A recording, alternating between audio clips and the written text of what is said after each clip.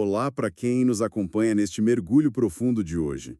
É, é muito fascinante pensar que por muito tempo na história, as pessoas meio que controlavam o ritmo das próprias ferramentas, né? Uhum, com certeza. A ferramenta era só um apoio. Pois é.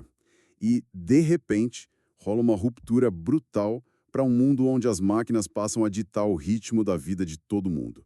Bom, hoje a nossa missão é desvendar a Revolução Industrial, seguindo os excelentes slides do professor Jotinha. Um material muito rico, por sinal, bem direto ao ponto. Sim, muito bom. E a ideia não é só decorar data, sabe?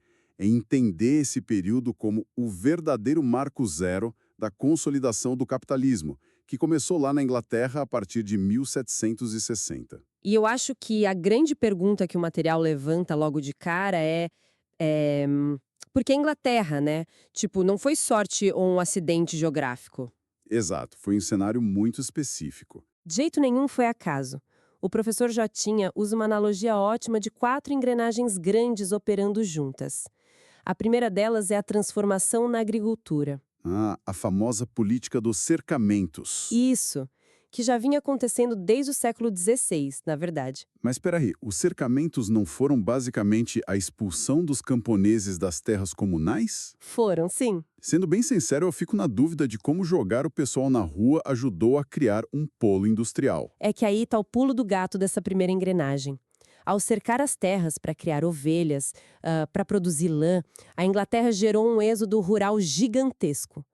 Essa massa de gente foi para as cidades. Procurando literalmente qualquer coisa para sobreviver, né? Exatamente. E isso deu para o sistema algo essencial, que é a mão de obra farta e super barata. Aí entra a segunda engrenagem, que foram as revoluções inglesas do século XVII. Quando o parlamento cortou as asas da monarquia. Uhum. A Inglaterra limitou o poder absolutista muito antes do resto da Europa. O parlamento assumiu o controle das decisões. E como esse parlamento era dominado por uma burguesia com uma mentalidade bem mercantil, as leis passaram a focar na facilitação do comércio. Sim, focadas no lucro e na iniciativa privada, o que estabeleceu um ambiente jurídico perfeito. Aí você junta a terceira engrenagem, que é uma manufatura prévia já bem robusta. E a quarta, que imagino ser o peso da Marinha Britânica. Com certeza.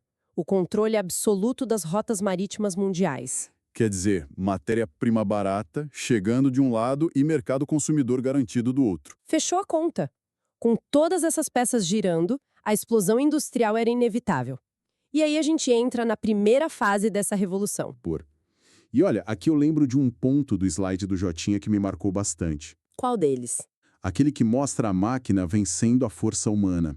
É tipo a primeira vez que a ferramenta deixa de ser um auxílio e vira a dona do ritmo de produção. Nossa, essa analogia do slide é perfeita.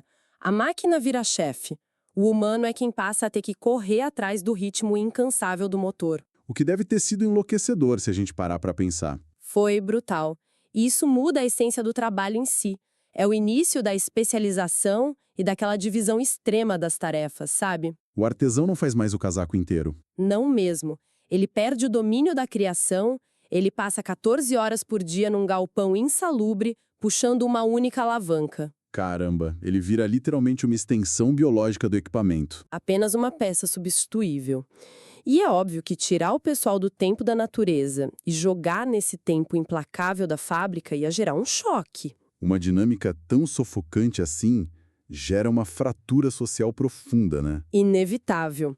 A sociedade rachou no meio, basicamente, em duas classes muito bem definidas. De um lado, a burguesia, dona das máquinas, das instalações e do capital, E do outro lado, o proletariado. que, sem ter terras ou ferramentas próprias, só tem uma única coisa para vender, que é o próprio tempo e esforço. É, a famosa força de trabalho. E como a oferta de gente vinda do campo era infinita, esse proletariado virou alvo de uma exploração absoluta, sem nenhuma lei trabalhista. Mas uma estrutura tão opressiva não se sustenta quieta para sempre. A panela de pressão acaba estourando. E estourou. A resistência operária foi muito forte e tomou duas frentes históricas principais. A primeira, mais visceral, foi o ludismo.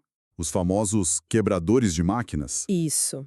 Os luditas viam o tear mecânico como o inimigo imediato. a entidade que roubou o ofício deles. Então a tática era a ação direta, invadir as fábricas na surdina e descer a marreta em tudo. Era puro desespero tentando destruir o sintoma da exploração.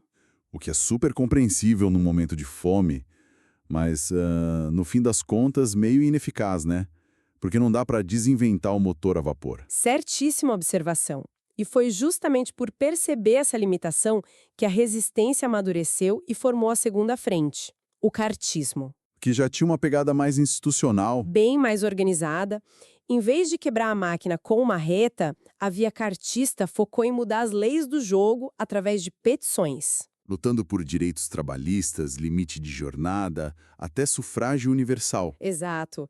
Eles entenderam que o problema real não era a engrenagem de ferro, mas a estrutura de poder econômico por trás dela. Passaram a disputar a caneta que ditava as regras.